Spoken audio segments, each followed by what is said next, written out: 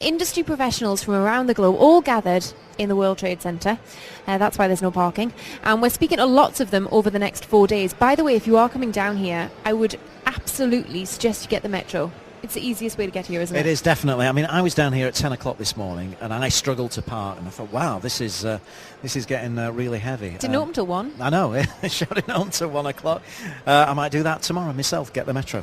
Well, before we talk bespoke West End packages, we have got a ticket tidbit for you.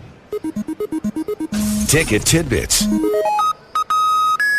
Now, I'll tell you, this one's pretty unbelievable. United States airport screeners have recently set an undesirable new record for the highest ever number of passengers stopped from bringing handguns onto flights.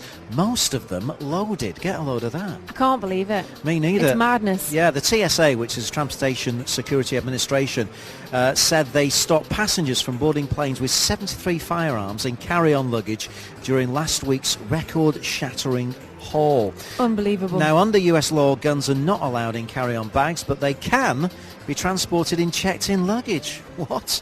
As long as they're unloaded and declared to the airline before the flight's departure. It is a different world. An absolute different world. I don't like talking about that. Yeah, no, it's awful. Let's go to London. Let's go to London. London. Absolutely. We are joined in the, I want to say in the studio, kind of a studio. Yeah, this is a funky studio, isn't it? Our outside live studio yes. at ATM by Jill Sinclair, who is from Sinclair Global. Hi, Jill. Hi. Hi, thanks for coming along. And also from By Appointment, we got Lucy Bell from the London Luxury Quarter. Hi. Now, that sounds very nice, Lucy. We're going to start with you, though, Jill. Just tell us a little bit about Sinclair Global and what you do.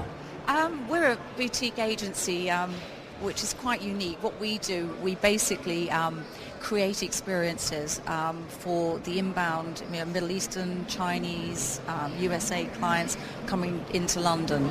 But what makes us very different is we put everything together that actually will answer their dreams and the secrets of London. So imagine shopping, art, food, culture. And we're very unique in what we do. So we basically are a little like a chef. We put all the ingredients together, we make it really sing and actually appeal to all the markets. I mean, do they have a lot of preconceptions of what they expect from London before they actually get there? Yeah, I mean, the reason we're here is that a lot of people work with the travel trade. Imagine us as being really the people who are bringing together the new ideas. So a lot of people, the consumers, the people wanting to come, want to get those little things that money can't buy, the secrets, the behind the scenes. So in some ways, what we are like the curators. We're bringing all those things together. And how does By Appointment come into this, Lucy? So By Appointment, we represent the London Luxury Quarter. So it's a really beautiful part of London with Piccadilly, St James, Mayfair. And in that area, because we've got such a wealth of experiences, we work on the bespoke programme for these guests that are coming into town. So when these guests get in touch with you, I'm imagining they have to fill out quite a checklist so that you can then tailor things exactly to how they'll want it to be. Yeah, I mean, we step back a bit. We work with concierge, airlines, travel trade, also individual sort of, lifestyle managers.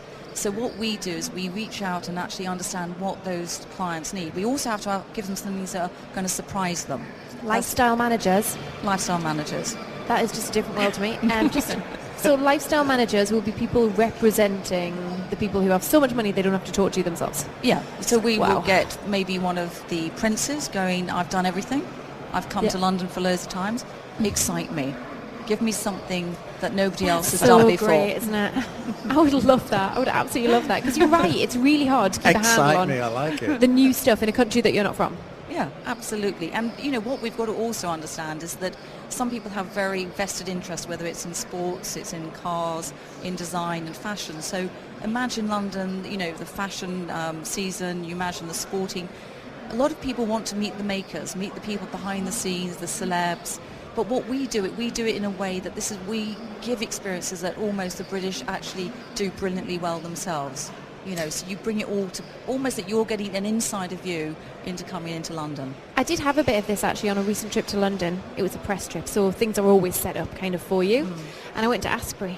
Oh, it's lovely. They took us upstairs to meet all the guys who make the jewellery, Yeah. and it was amazing. BBC Radio 2 on, in the workshop, all of these guys who look like my dad, like in their 50s, just been doing it for 30 years. It was such an amazing experience. So do you get to do things like that, Lucy? Yeah, absolutely. I mean, that Asprey experience is one of the ones we can offer our guests. So behind the scenes, really understanding the brands and where products are made, because a lot of it is still made within the London Luxury Quarter. You've got the tailors on Savile Row, obviously the jewellers in Asprey. So taking people to that secret place. Yeah, give us some examples of other itineraries that you actually run.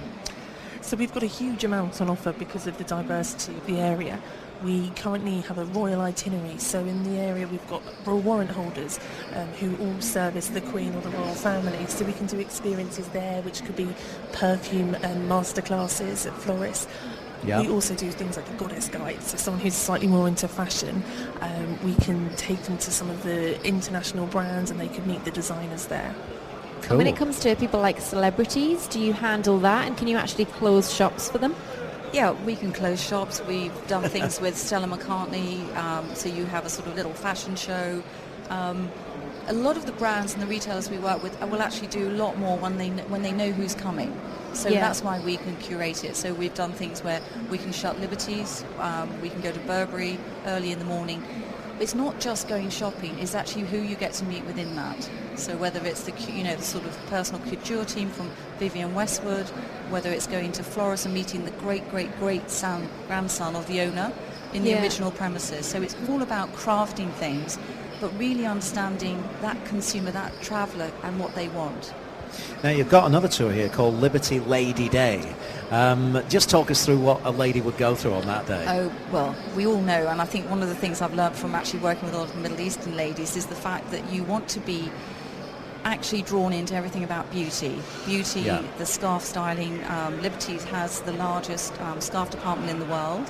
So you take them through a whole journey. Food is really important, so you understand having that sort of tea, having that sort of curated experiences, and going behind the scenes in the studios there where they've made the original fabrics. And a lot of the feedback we get from the Middle Eastern ladies is as they do a lot in preparing for weddings. So they will actually buy the Liberty product. But imagine going into the studio, seeing the archive designs that they can order. So it's a stunning behind the scenes, but really, really organised. But we've also got to develop things that women want. So you want to try the latest skin product. You want to be treated like a lady. And that's what we do. Working with clients who are used to getting what they want and they're paying for such a top quality service, do you ever have any guests who are not happy with what you've set up for them, and how do you then work with that? Sometimes you have a challenge if there's a couple, and I can imagine actually. She wants him to buy the £350,000 diamonds. And he's like, no, I want the £500,000 diamonds, dear. Or he might say, actually, you know what, you don't deserve it. Sometimes you don't know what people like till they get somewhere. So what you've got to do is you've got to allow for flexibility and just say, yes, we can fix it.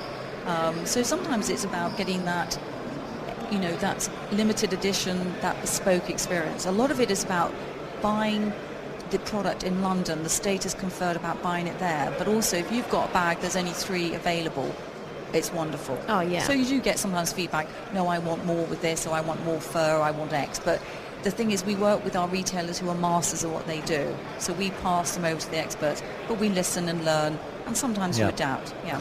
It sounds like the kind of business that is all about connections and who you know. Yeah. How long have you been living in London and working in this type of business? I've been probably living in London. I'm quite old, so I'm not going to tell you over the radio, but I know. You don't look it, Jill. Oh, thank you so much. Thank God it's not TV. So I've been working for about 35 years, but I've worked with brands for over that time. But we actually started the business 5 years ago because we saw the gap between the travel trade and destinations that Lucy runs as actually creating experiences which are almost the currency to be able to actually grow the reputation of London. Everyone sees, oh, I'll go to London. You'd be surprised how many people go to the same old place. Yeah. We're bringing that together, but we plan the day. It's not about forcing it as a package. It's about curated. Same way every time I come back to Dubai, I'm seeing something new. I want someone to take me to somewhere different. Yeah. I love it. Made in Mayfair is another one of your bespoke tours. What does this entail? Well, just before Lucy kind of introduces it, the thing about Made is there's a big trend internationally about actually meeting the people who make things, from designers to car makers to even some of the jewelers. So a lot of this is about, I'm not just buying it because it says a brand name on it. You're buying the story, right? You're buying the story. And this is international, from all over the world, with people we're working with. You've got to give them something. So Made in Mayfair can be made to suit, we can put different brands in there. And that can be from the shoes right through to the shirt. And it's something which is extraordinarily popular. And we don't forget the gentleman. We talk about... I was waiting when the guys were going to come in. Because we talk about the luxury millennium, we'll talk about the gender tribes over here. I love being here because the men who float by, they've got the most amazing aftershave on. We've got to deliver something extraordinary. So Made in Mayfair is a brilliant bespoke experience, particularly for the male market. Great. Yeah, it sounds fantastic. I wish I could afford it. You girls, it sounds marvellous. Jill and Lucy, thank you so much for joining us on The Ticket today. Thank you so